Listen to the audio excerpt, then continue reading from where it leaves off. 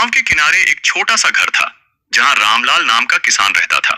वह गांव का सबसे मेहनती किसान था, लेकिन उसकी हालत गरीबी में गुजर रही थी। खेत छोटा था और मिट्टी भी बहुत उपजाऊ नहीं थी। बावजूद इसके रामलाल ने अपने खेत को हरियाली से भरने का सपना देखा था। रामलाल के पास एक पत्नी सुमित्रा और दो छोटे बच्चे थे।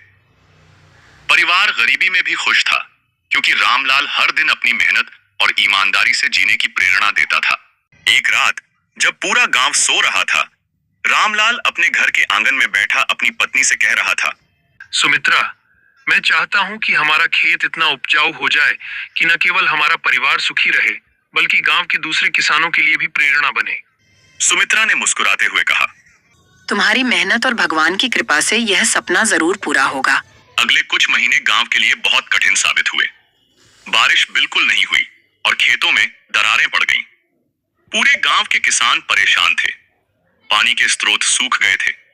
लोग अपने खेत छोड़कर काम की तलाश में शहर जाने लगे। लेकिन रामलाल ने हार मानने से इनकार कर दिया।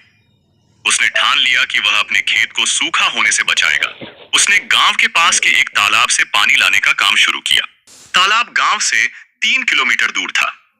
रामलाल हर दिन सूरज उगने से पहले उठता और बाल्टी लेकर तालाब की ओर चल पड़ता।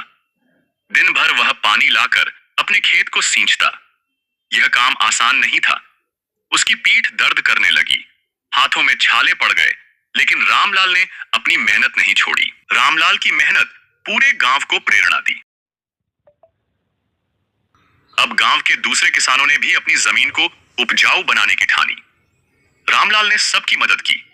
उसने गांव वालों को पानी का प्रबंधन करना सिखाया। सबने मिलकर तालाब का रख रखाव किया, जिससे पूरे गांव के लिए पानी की समस्या हल हो गई। धीरे धीरे पूरे गांव में हरियाली फैल गई। फसलें अच्छी होने लगीं और लोगों की जिंदगी बेहतर होने लगी। जो गांव कभी गरीबी और सूखे से जूझ रहा था, वह अब खुशहाली और समृद्धि का उदाहरण बन गया। रामलाल की मेहनत और योगदान को देखते हुए सरकार ने उसे मेहनती किसान का खिताब दिया।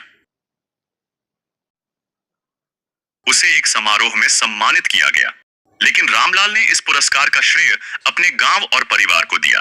रामलाल ने कहा, अगर मेरे गांव और मेरे परिवार ने मेरा साथ नहीं दिया होता, तो मैं यह सब नहीं कर पाता। रामलाल की कहानी हमें यह सिखाती है कि मेहनत, धैर्य और विश्वास से हर कठिनाई को पार किया जा सकता है। जब हम अपने सपनों को पूरा करने के लिए ईमानदारी से प्रयास करते हैं, तो प्रकृति भी हमारी मदद करती है।